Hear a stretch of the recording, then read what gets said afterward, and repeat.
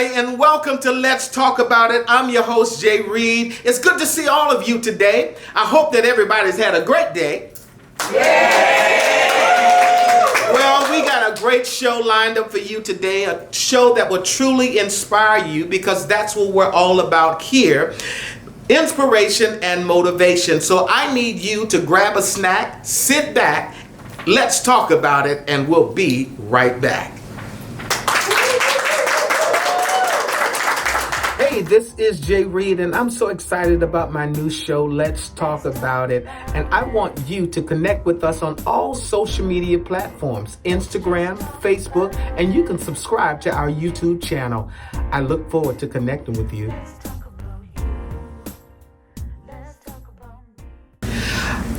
My next guest is an entrepreneur and community activist. He has a heart and a passion for helping people to achieve and be their highest self. I call him brother and friend. Please help me welcome Michael Willis, everybody.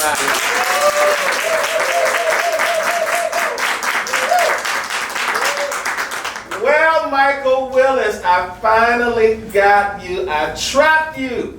Locked you down and got you on Let's Talk About It. And I'm so excited to have you here with me today. You know, I'm happy to be here. Good, good. So listen, Mike, of course, you and I, we share such a great history.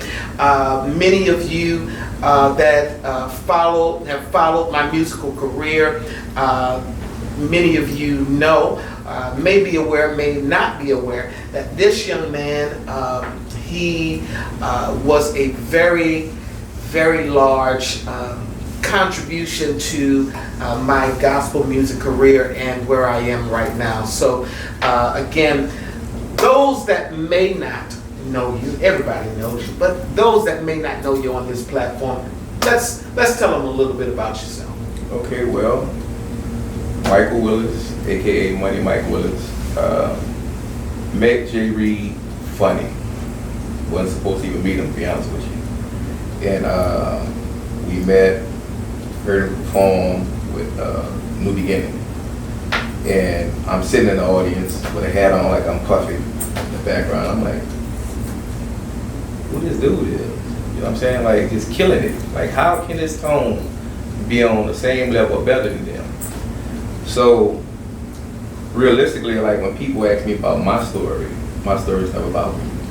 My story is about the community. My story is about you and everybody else that, you know, God put in my place. Because you know, at one point, I was a street killer, you know. And our first meeting, me, you, and David, I was also doing the drug in the parking lot.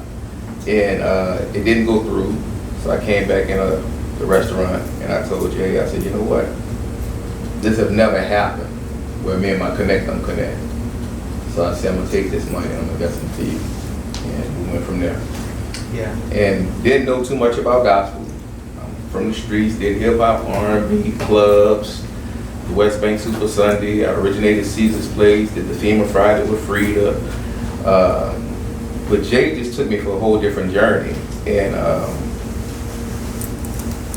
I think we did well the first year, you know, the 2009 year.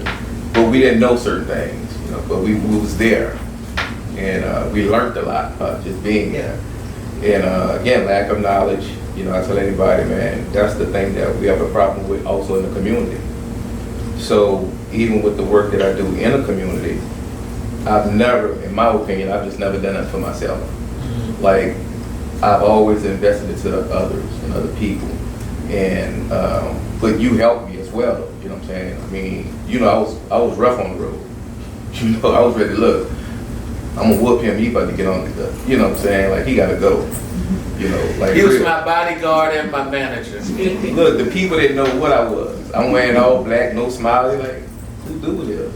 Jay Reed got a mean bodyguard. Then they said, nah, that's the owner of the company. But, you know, but I learned a lot. But he helped me tone down. And actually, Jay showed me that I can really suit up and be something different from what I was. I've always known I had something in me. But it just took me to different dynamics of my life. So realistically, my journey really is not about my journey, it's our journey, and so many other people's journey. You know what? Actually, I was looking at this picture that you sent. And what was most interesting about it, this collage of pictures, and I hope you guys can see it clearly on the camera, but what was so interesting about it was this picture kind of identifies different phases of your life, different phases of your journey. And so I was very drawn to it because, again, life is a journey. It's not a sprint race, and on this journey, of course, we experience many things. We experience highs, we experience lows, we experience, times of lack, times of much.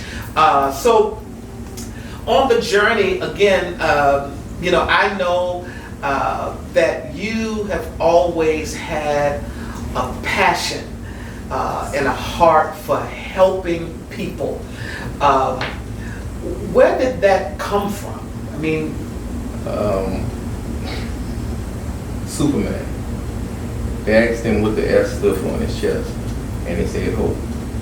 Like, nah, I thought it stood for Superman. And it's like hope. And I'm a superhero freak, so I watch Wonder Woman, Batman. I try to be all of them, to be honest with you. Mighty Mouse. And Wonder Woman, her thing was, her exact words is, she's a believer. And Batman was whatever it takes to save Gotham City. He was Bruce Wayne, then he became, Batman. But I was looking at every superhero movie, looking at every Christian movie, looking at everything that anybody that was fighting for the right, I got kind of scared on the journey because every last one of those people was attacked. Killed the Bat, Superman, and this and that.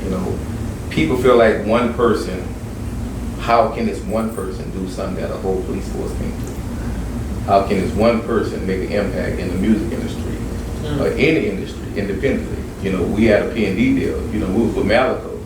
So I went up against Matthew Knowles, all the big names. It don't matter who you want to name it. When Jay Reed got there, I did my part, but he did the rest. And I promise you, when he opened his mouth, I caught myself, I didn't know what the Holy Ghost was. I thought people faked it out. I'm like, man, people rehearse all that stuff, right? So Jay singing, and I'm just stuck. Standing up, I'm like, we try to be whole, you look around like, well, shit, these people don't know me anyway, so I ain't tripping. So that was one show. Then we go do another show. I'm standing up again. And I said, I didn't rehearse this, man. Like, get this man off this mic, So Jay will size up his room, y'all, and I promise you, he will flip it. Like, if he sees audience, and he'd do the rest, And we always had this conversation. I remember when we first had it, I said, listen, I'm gonna do my part, but your body will have to endure the performance. So if I do my part, the deal is not about a deal with me, because we become partners. But if you can't fulfill your part, I don't want no record deal from nobody. Because if I sign something and they're saying, okay, we're obligated to do X, Y, Z, right? And I'm like, okay, I'm ready. But then if Jay have his move where it's like, nah, man, I'm going another route right now. God called me to do this, to be that, And we all experience that. You know what I'm saying? Right. And I think another thing, a lot of people misinterpret who I was because I ran a club like. But I was always a believer. You know what I'm saying? I prayed all the time. So, do you remember the time when somebody tried to rob me at my house? It was Good Friday. And so I'm about to take the trash out, just make it in. And the trash can fall, and I think it's a cat. I said, damn it, big ass cat. Right? So, but I hear like, I said, well, there ain't no cat, something else. So I peek around the thing. I'm glad that the dude was practicing realistically. So when he tried to raise the gun up, my street instinct, I just went to punch him. So I beat him out the gun. Got in my door, I backed the door in. When he tried to stick the barrel in, it went off. And AK, the shells, they go in different areas of the house. So anyway, all I knew was I can't let him in the house, period. Man, that Sunday I tried to go to everybody to church. After that Friday, Good Friday, see that next Sunday I found my best suit.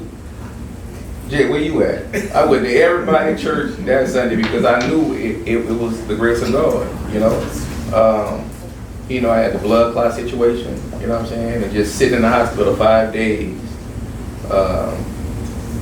Feeling, first of all, I felt great. Didn't have none of the symptoms. So people look at you from the outside and think you, oh, peaches and cream. Oh, he's a handsome guy. I'm like, thank you. But I'm tore up on the inside. You know, didn't even know I was dying. But again, God favored. So I don't, at this point, my new me, it's not, well, it never really was about me, but it's more geared to serving purpose. You know what I'm saying? I'm a servant of God to be a service to the people. Wow, you know? That's good. That's good. Again, we mention and say this often on our show, again, that God has purpose in mind with everything that we go through in this life. Mike, again, you have been such an inspiration to so many. Listen, I hope that you're enjoying the conversation, but I need you to stay locked in. We're going to take a short break and we'll be right back. Hey everybody, I'm so excited about our new show, Let's Talk About It with Jay Reed, and I want you to be a part of the conversation. All you have to do is go to our website at www.letstalkaboutitjr.com and register to be a part of our studio audience. I look forward to seeing you. Welcome back. We've been talking to my brother, my friend, Michael Willis, aka Money Mike. And Mike, we scratched a little bit of the surface on, again, your musical journey. And I know that you have been in the music business for a very, very long time. And you have helped so many artists around the city of New Orleans. Let's talk a little bit more about that.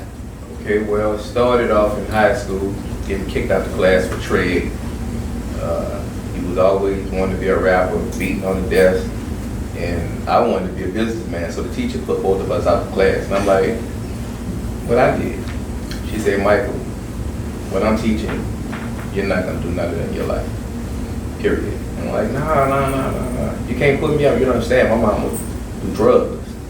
I'm the sixth child, we ain't got nothing. Like, I can't mess up, I have to graduate, you know?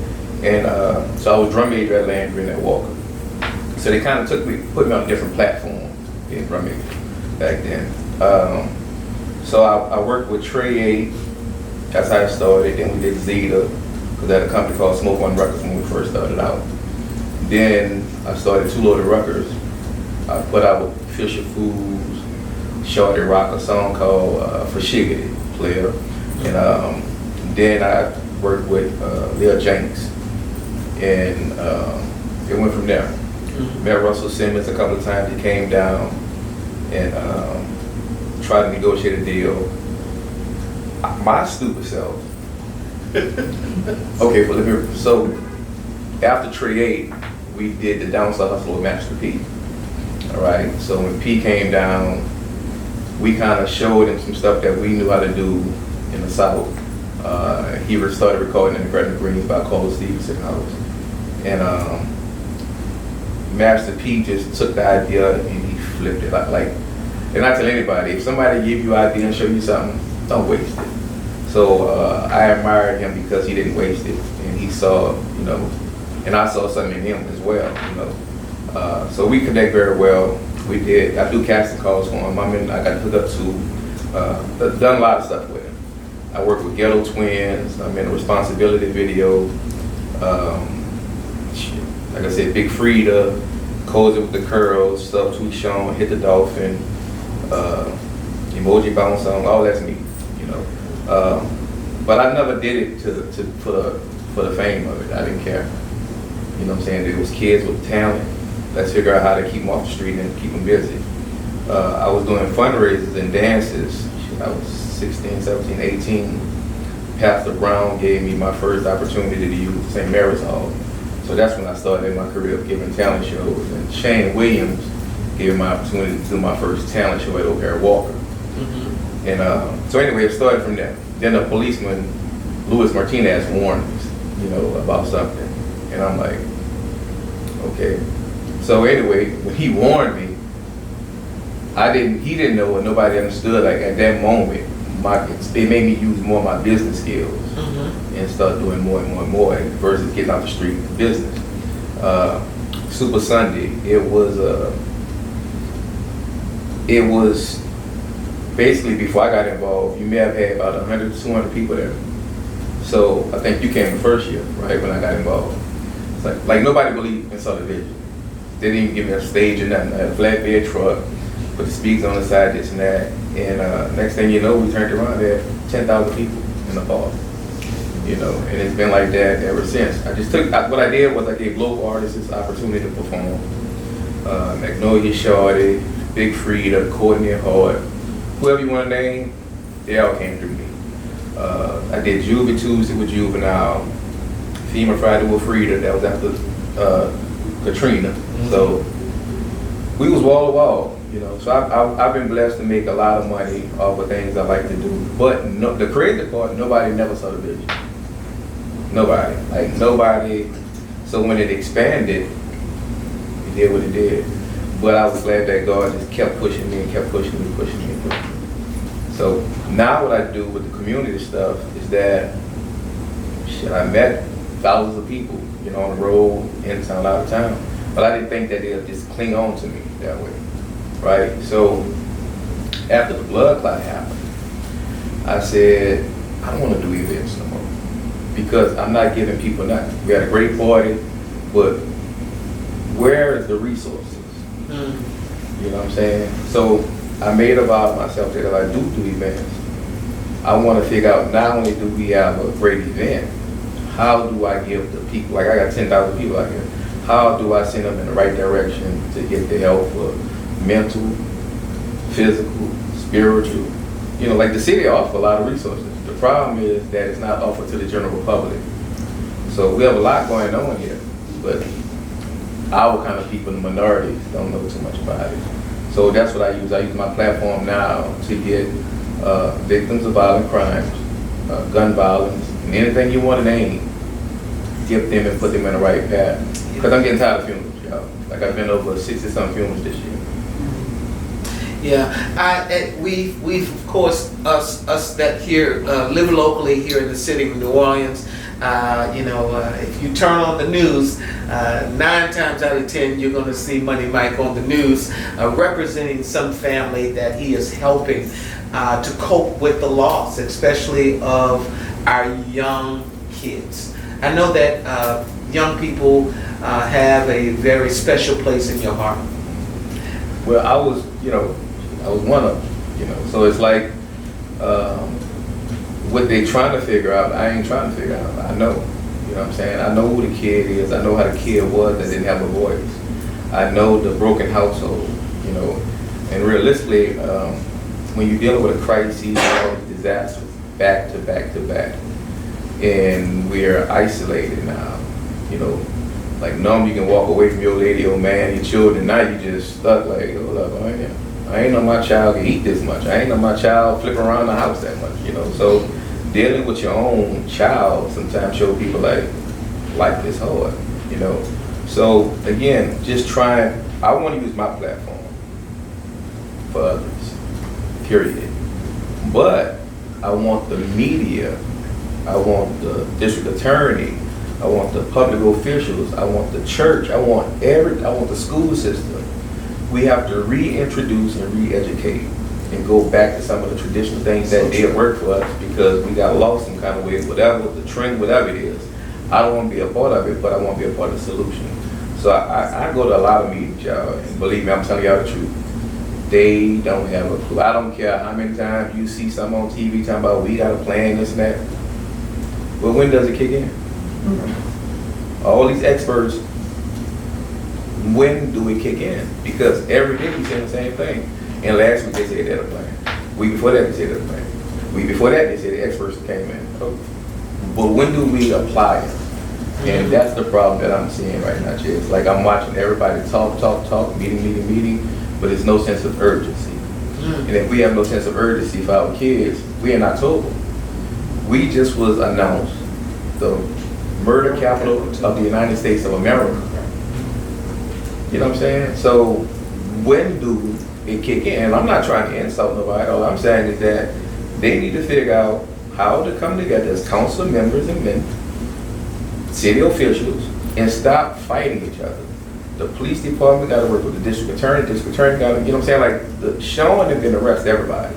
But if the district attorney don't prosecute him, the kid's back on the street. So we dealing with the same thing. Then the church, I just think that, me personally,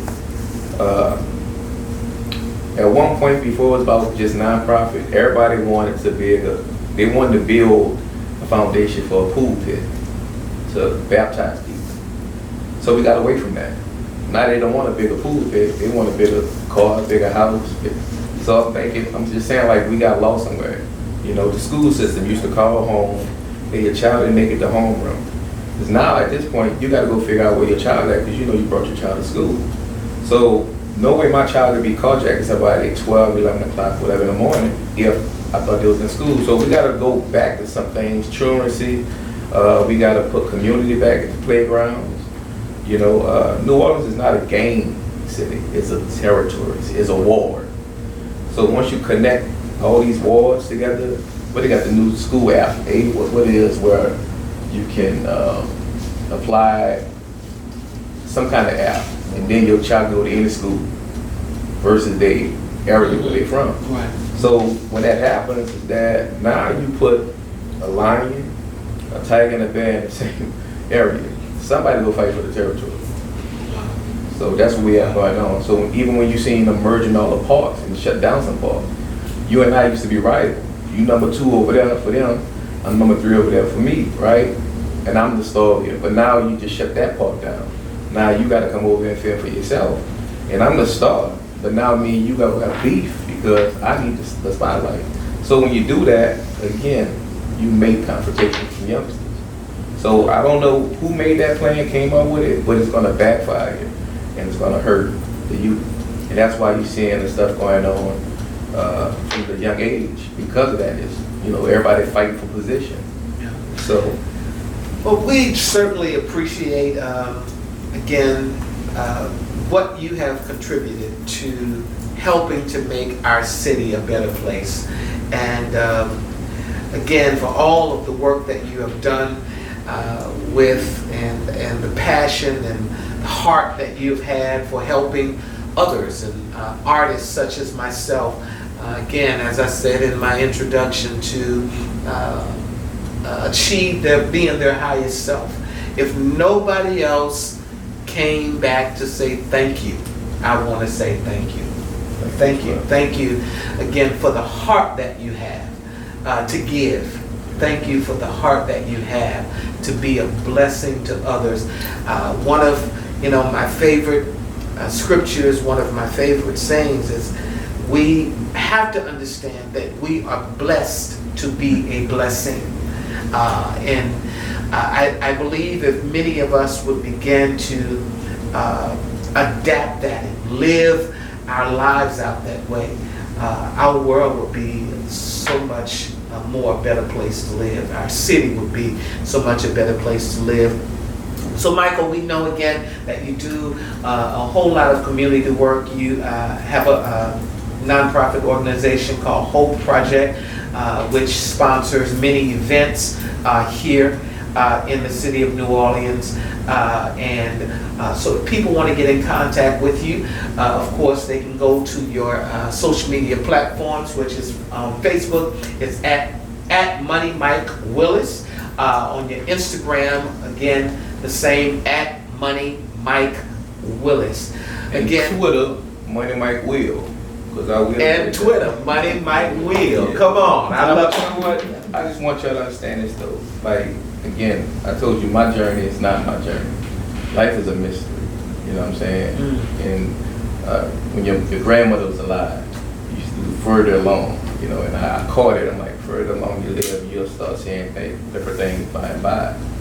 And the longer I live, like the things I'm seeing is being prophesied. It's happening. Yeah. It gets scary sometimes because you don't know that God is using you that way. So it's not really about me again.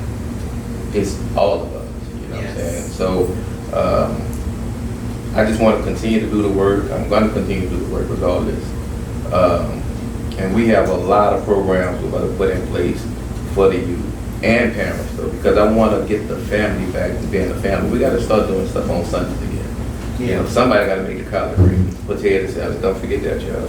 Yeah. Yeah. So we just got to go back to being a family and take it back to community. So until we, the people, like I blame myself. Like I ain't looking for nobody for help, to be honest with you. You know, God gave me the strength. He gave me everything I need to get it done, and I'm going to get it done. But we have to know what we really want as a people. Yes. We get blamed. We can do all that all day. What are we willing to sacrifice? Wow. Wow. Thank you so much, Mike, for stopping in. And again, thank you for all of the work that you are doing in our communities here in the city of New Orleans to make our city a better place to live. Thank you again for the great contribution that you have played in our music industry. Again, I hope that you guys have been inspired and motivated through this testimony. Michael Willis, aka Money Mike, he is a true testament that God can use anybody. He has no respect to person. All you have to do is give him your yes and allow his purpose to be fulfilled in your life. I hope that you guys have been inspired by this story, and we'll be right back.